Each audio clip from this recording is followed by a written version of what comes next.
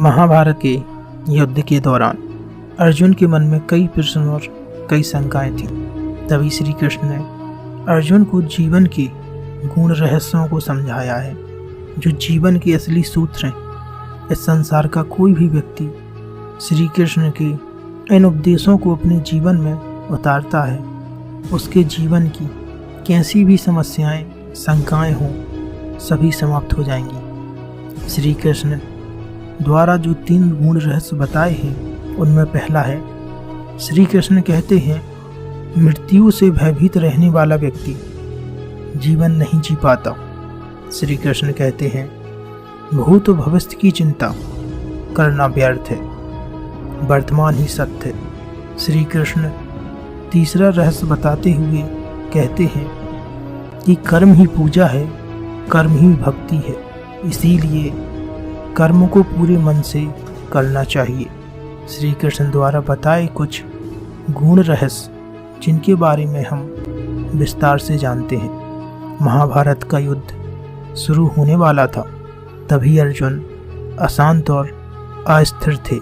श्री कृष्ण ने कहा, अर्जुन क्या हुआ, तुम इतने बेचैन क्यों हो?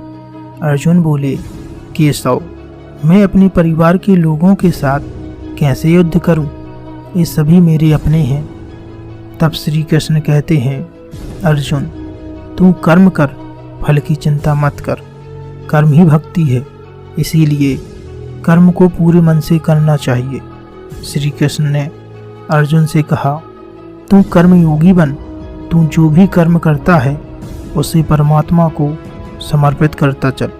तू जो भी कर्म करता है उसके फल की इच्छा परमात्मा की इच्छा समझ। अर्जुन श्री कृष्ण से कहते हैं, केशव, इस युद्ध में मेरे अपने मारे जाएंगे। तब श्री कृष्ण कहते हैं, हे अर्जुन, मृत्यु से भय व्यर्थ है, मृत्यु का भय हर व्यक्ति को होता है।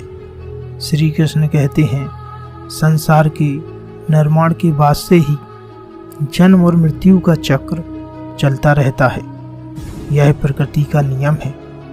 जिसने भी इस पृथ्वी पर जन्म लिया है उसकी मृत्यु निश्चित है, इसीलिए मृत्यु के भय मुक्त होकर वर्तमान में जीना चाहिए। मृत्यु का भय व्यर्थ है। अर्जुन भय से विचलित थे, वो शस्त्र भी नहीं उठा पा रहे थे। तब श्री कृष्ण कहते हैं, हे अर्जुन, समय बड़ा बलवान होता है। यदि तुम सोचते हो कि तुम शस्त्र नहीं उठाओगे तो इन पापियों का संहार नहीं होगा। अरे अर्जुन, तुम तो एक निमित्त मात्र हो, इनका संहार लिखा है और वह जरूर होगा। श्री कृष्ण ने अर्जुन से कहा, भूत भविष्य की चिंता करना व्यर्थ है, वर्तमान ही सत्य है। जब असमंजस की स्थिति में रहो और कुछ समझ न आए तो सब परमात्मा पर छोड़ देना चाहिए और बस अपना कर्म करो।